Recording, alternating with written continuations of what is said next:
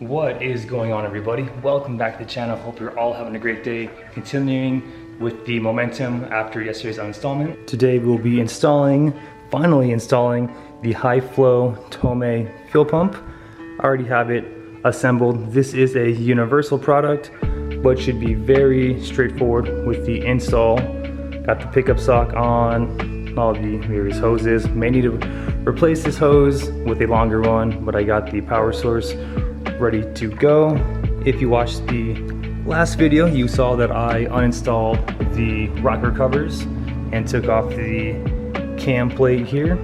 I am currently doing all the maintenance work on the RB, getting it ready for the big turbo build. I went ahead with brake clean and cleaned every crevice, nook and cranny on the top of the head, so when I reinstall the covers, I can see what is and isn't leaking. Hopefully everything is good.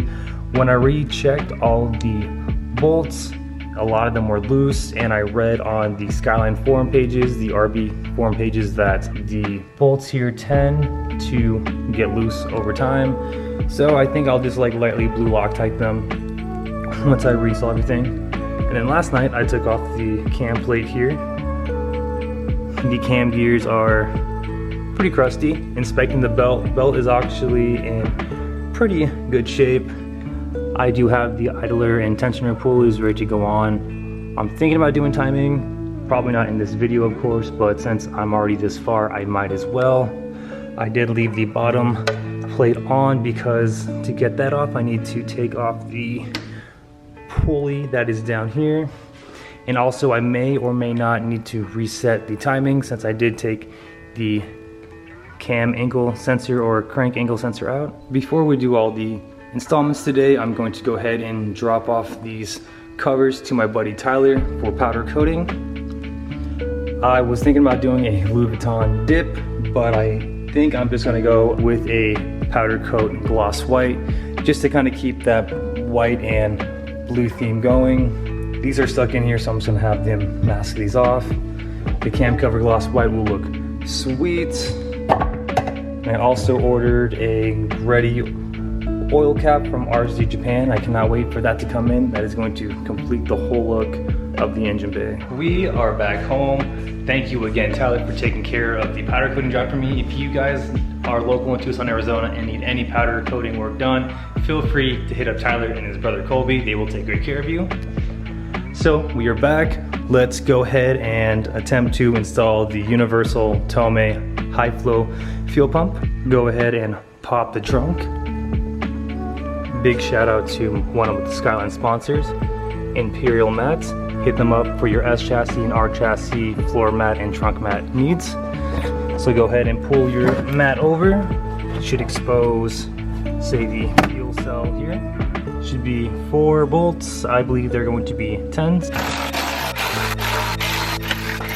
So usually when I buy aftermarket, say mechanical parts, I'm always kind of skeptical because a couple instances I bought mechanical parts for the Skyline and to find out that it already had a aftermarket mechanical part, like my short shifter, various control arms up front. But I don't think that's the case for the fuel pump because it is pretty dirty in here. Yeah, I'm pretty sure whatever fuel pump is in here is going to be stock. Sorry about the noise. So we have the fuel pump out and it looks to be OEM. Pretty cool mechanism here. So all we have to do is just reassemble the new one. We'll have to splice power and the ground. Go ahead and disconnect this here so you can put this thing on a workbench. But inspecting my fuel tank, honestly, I don't see any rust from where at least I can see, so that's a good sign. The seal here is also pretty good. I'm thinking I should replace it, but the part I bought I believe is the wrong size or for the wrong car. But again, this looks okay. So I'm just gonna go ahead and disassemble all this and fit the new fuel pump on. All right, so we got the OEM pump out. To confirm, it is OEM. I found the part number on the side here, made in Japan, and there's also the Nissan logo. I don't know how fast the OEM pumps fuel, but we have our 255 high flow here. I went ahead and cut off the positive and negative terminals because we will be splicing in to the OEM wires here. He's crazy in size too. They say size matters. That's funny. But this will definitely pump significantly more than this guy here. So I'm gonna go ahead and splice the aftermarket wires into the OEM wires, route everything back up, put everything in. I'm gonna clean this zinc plated plate and test the pump, and hopefully everything works out. Okay, so I got everything assembled, got the new grommet in its place, fits like a glove, everything is snugged up, all the clamps are torqued down. I highly recommend you solder the new positive and negative terminals, wrap them in some electrical tape, utilize the zip tie they supply just to have the wires kind of clean and out of the way. Like I mentioned, I'm just gonna go ahead and clean this plate and then clean up whatever's left of this insulator here, reassemble everything, and hopefully everything works. I can't run the car, of course, because we don't have our valve covers and nothing's connected. But as long as we hear the pump prime, everything should be good. Okay, fuel pump in the fuel cradle, cradle back in the fuel tank, everything bond back up. Getting these hose on was a pain in the butt. Got all the 8mm bolts tight. Connector is plugged in. I'm gonna set you guys down and hopefully we can hear the pump prime. So you can faintly hear it, but the pump primed. Unfortunately, I can't start it, so I can't know for sure it's gonna hold out entirely, but checked all the hoses for leaks. No leaks, ran up front, checked for leaks here, nothing. Currently filling the hoses now, and they are full of fuel with no leaks, so I'm gonna say the pump is definitely doing its job. Kind of nerve-wracking always doing this sort of stuff, but I'm gonna go ahead and bolt everything back down. When I have more knowledge and or do more research, I am going to wire up the new fuel pump relay. So the fuel pump gets a constant 12 volts.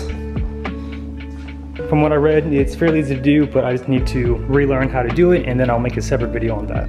About 15 minutes later, I primed the pump again, and it sounded significantly louder. And again, the hoses are even more firm, so a good sign. So that is all I honestly have for you guys today in this video. Universal fuel pump, whether it be Tomei, AEM, or Deechworks, pretty self-explanatory. In the R32 gtst, of course, I believe the 32 GTRs are a little bit more complex because they have 2 fuel pumps, if I am thinking correctly. But overall, pretty easy. Don't let the fuel pump scare you in terms of wiring, because that's what got me. Other than that, guys, thank you so much for all the continuous love and support. And if you have any questions, be sure to hit them down below. Remember, aim high, drive low. We'll catch you next video. Take care.